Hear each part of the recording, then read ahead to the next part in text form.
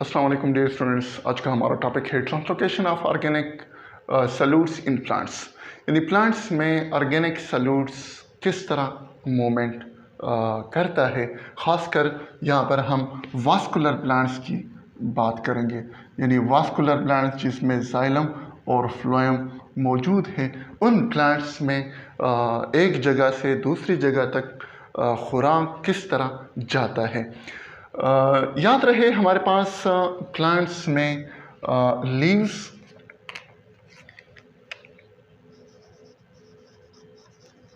Leaves जो कि photosynthesis कर रहे हैं, जो कि फोटोसिंथेसिस करते हैं, और उस फोटोसिंथेसिस की वजह से उनमें खुराक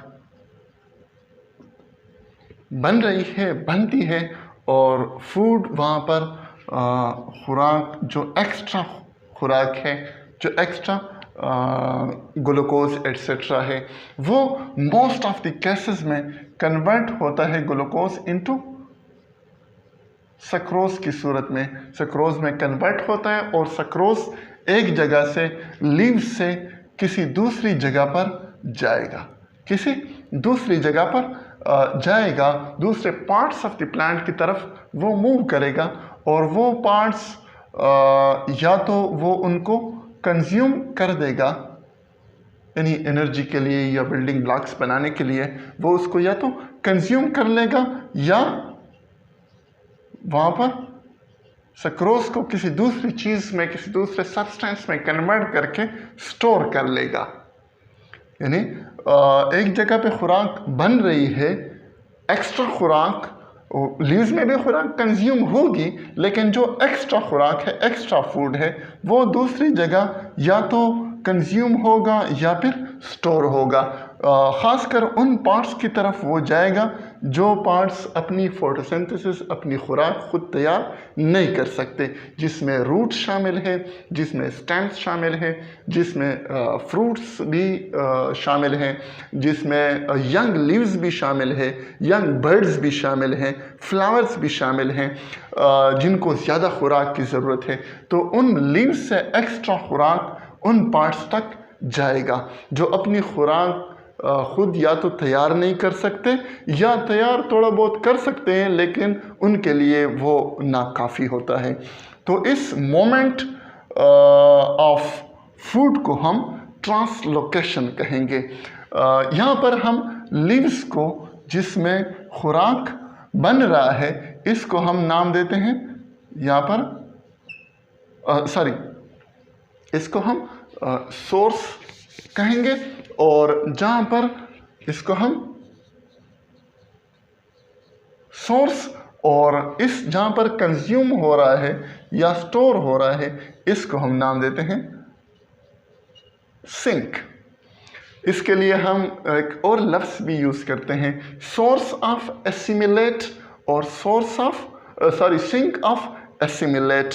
एसिमिलेट मीन्स जो चीज़ बन चुकी है, जो खुराक है, वो एक जगह पे बन रही है, दूसरी जगह पर या तो कंज्यूम होगी दूसरे पार्ट ऑफ द प्लांट में, या फिर वहाँ पर स्टोर होगी।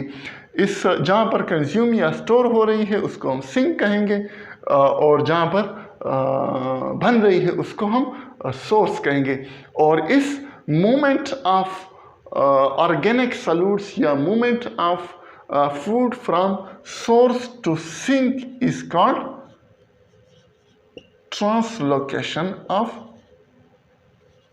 इस फिनोमिनन को, इस प्रोसेस को हम ट्रांसलोकेशन ऑफ ऑर्गेनिक सॉल्यूट्स या ट्रांसलोकेशन ऑफ फूड कहते हैं। और ये कौन से हमारे पास वेसल्स हैं, दो तरह के वेसल्स हैं प्लांट्स में। एक को हम नाम देते हैं जाइलम, जिसका हमने पिछले वीडियो में देखा था कि जाइलम के through translocation of water plus dissolve minerals हो रहा है, जो कि रूट्स के थ्रू सॉइल से एब्जॉर्ब किया जाता है, और different parts of the plant को थ्रू जाइलम ही पहुंचाया जा रहा है। लेकिन यहाँ पर जो ट्रांसलोकेशन ऑफ ऑर्गेनिक फूड्स, ये ट्रांसलोकेशन के लिए कौन सा रास्ता यूज़ कर रहे हैं? ये रास्ता यूज़ करते हैं, कौन से वेसल्स यूज़ करते हैं? They uses phloem. Translocation of food किसके ज़रिए हो रहा है? फ्लोएम के ज़रिए हो रहा है।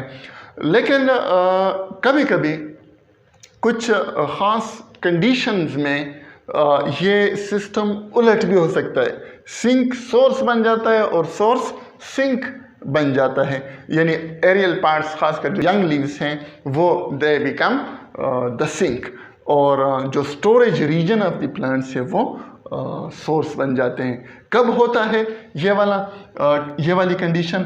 खासकर जब ग्रोइंग सीजन हो,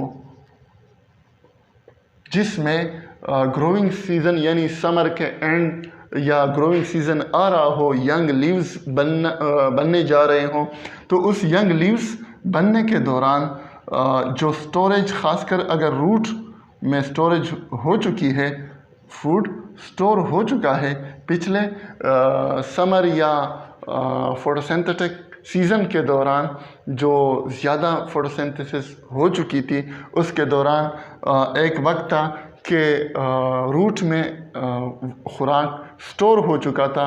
अब खुराक जो स्टोर्ड फूड है, जो स्टोर्ड हो चुका है रूट, यहाँ पर ग्रोइंग सीजन के दौरान जो यंग बर्ड्स हैं, या young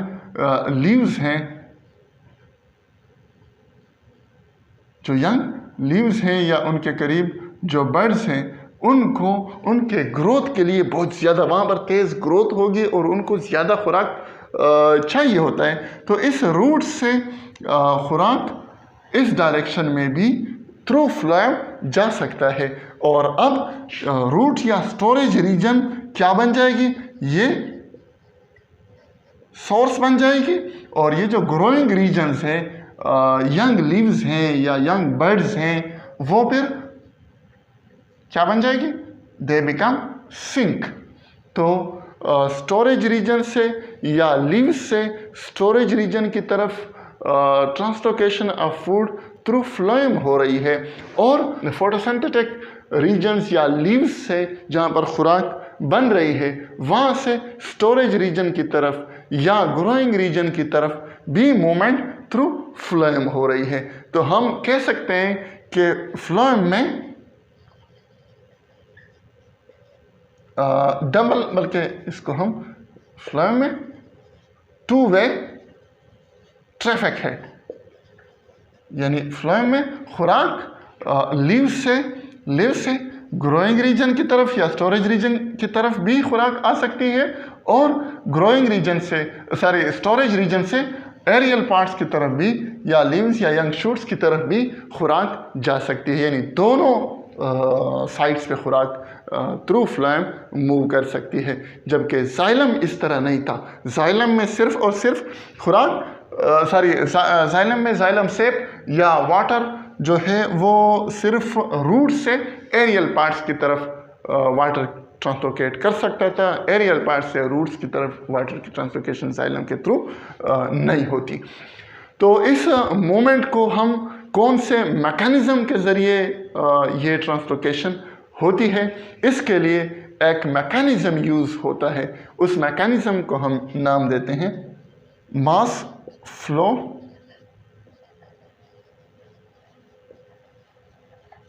hypothesis. Mass flow hypothesis या प्रेशर फ्लो हाइपोथेसिस कहेंगे। मास फ्लो हाइपोथेसिस या प्रेशर फ्लो हाइपोथेसिस, इसके translocation of food through phloem के बारे में डिफरेंट हाइपोथेसिस पेश किए गए थे। उनमें सबसे एक्सेप्टेबल या वेल एक्सप्लेन्ड हाइपोथेसिस कौन सा है? वो मास फ्लो हाइपोथेसिस है या प्रेशर फ्लो हाइपोथेसिस है। इसमें प्रेशर का रोल है, खासकर कौन से प्रेशर का? यहाँ पर हम एक लफ्ज़ यूज़ करेंगे, हाइड्रोस्टैटिक प्रेशर का। हाइड्रोस्टैटिक प्रेशर का रोल है। कैसे? यहाँ पर हम एक लीफ बना लेते हैं।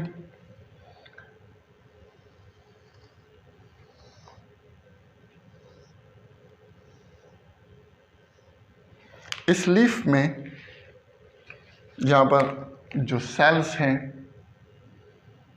बल्कि बल्कि हम इसको डायरेक्टली ये लीफ में एक मेसोफिल सेल्स बना दिया। ये मेसोफिल सेल्स में ये क्लोरोप्लास्ट मौजूद है। खुराक की सिंथेसिस यहाँ पर हो रही है, ग्लूकोज बन रहा है और ग्लूकोज सक्रोज में साइटोप्लाज्म में कन्वर्ट हो जाता है। फिर इसके बाद ये खुराक यहाँ से जो खुराक है, जो फूड है, इसको हम ये खुराक यहाँ से इस लीफ से जो एक्स्ट्रा खुराक है वो यहाँ से एक और सेल की तरफ फ्लोएम की तरफ जाएगा। और फ्लोएम के सबसे पहले कौन से सेल्स की तरफ जाएगा? इस सेल को हम नाम देते हैं, आपने स्ट्रक्चर ऑफ फ्लोएम में पढ़ा था, कंपेनियन सेल। कंपेनियन सेल में ये खुराक आ जाएगी और कंपेनियन सेल्स में खुराक जैसे ही आ जाती है, यहाँ से खुराक मूव करेगी टुवर्ड दी सीव ट्यूब। ये ख़ास किस्म के सेल्स हैं जिसको हम सीव ट्यूब्स कहते हैं। ये फ्लोएम के ख़ास किस्म के सेल्स हैं जिनको हम सीव ट्यूब्स कहते हैं। सीव ट्यूब्स हम इसलिए कहते हैं क्योंकि इसमें ये एंड टू एंड एक तो अरेंज्ड है और दूसरी बात इसके जो वाल्स हैं एंड टू एंड, जो दरमियान में पार्टीशन है एक सेल के दूसरे सेल्स के दरमियान, वो छान की तरह या सीव की तरह ये पार्टीशन से और उन ऐसे प्लेट से बने होते हैं। अगर मैं यहाँ पर एक प्लेट बना लूँ जिसको हम सीव प्लेट कहते हैं, ये एक सेल का ये सीव प्लेट है, ये इस तरह इसमें ये ओपनिंग्स हैं, तो इस किस्म के ये सीव प्लेट बने हुए हैं। सीव प्लेट्स हैं, इनमें ये इसमें सुराखें हैं।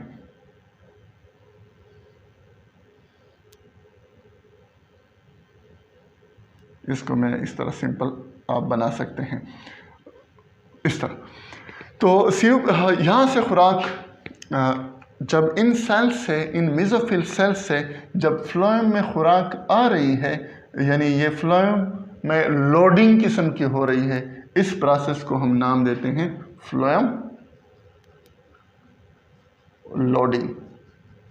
फ्लोएम लोडिंग वो प्रोसेस जिसमें खुराक मेसोफिल सेल से या सोर्स सेल से फ्लोएम की तरफ आ रहा हो। यहाँ पर इस फ्लोएम से फिर यह खुराक इन कंपेनियन सेल से फिर खुराक किधर जाएगी? फिर इन सीव ट्यूब्स की तरफ जाएगी। यहाँ से खुराक इन सीव ट्यूब्स में आ गई। अब यहाँ पर जब कंसंट्रेशन ऑफ सॉल्यूट्स बढ़ जाती है, इंक्रीज हो जाती है, तो यह सीव ट्यूब यहाँ से वाटर को खींच लेता है। वाटर को यहाँ पर जो करीबी जाइलम वेसल्स हैं, यहाँ से वाटर इधर ले आता है। जब यहाँ से इन जाइलम वेसल्स से वाटर यहाँ पर आता है by the process of osmosis, तो इस सीव ट्यूब में प्रेशर बढ़ जाता है। यानी वाटर जब आता है, सॉल्यूट मौजूद है। क्यों वाटर जा रहा है? क्योंकि हमें पता है ये इसके वाल्स परमिएबल है, इसके वाल्स भी परमिएबल है। Water will move from its higher water potential toward its lower water potential. यहाँ पर वाटर आ गया। यहाँ पर वाटर आने की वजह से, इन सीव ट्यूब्स में वाटर आने की वजह से यहाँ पर प्रेशर बिल्ड होगा और उस प्रेशर की वजह से ये सॉल्यूट्स आगे की तरफ मूव करेगा। ये सॉल्यूट्स आगे की तरफ मूव करेगा, आगे आएगा और आखिरकार उस जगह पर आ जाएगा जहाँ पर खुराक की ज़रूरत है। या तो खुराक इन कंज्यूम हो जाएगी या फिर वहाँ पर स्टोर हो जाएगी। अब इस सेल को खुराक की ज़रूरत है। यहाँ पर एक लिविंग सेल पड़ा हुआ है, इस सेल को खुराक की ज़रूरत है, ग्रोथ के लिए उसकी ज़रूरत है, सेल डिवीज़न जिस काम के लिए उसकी ज़रूरत है।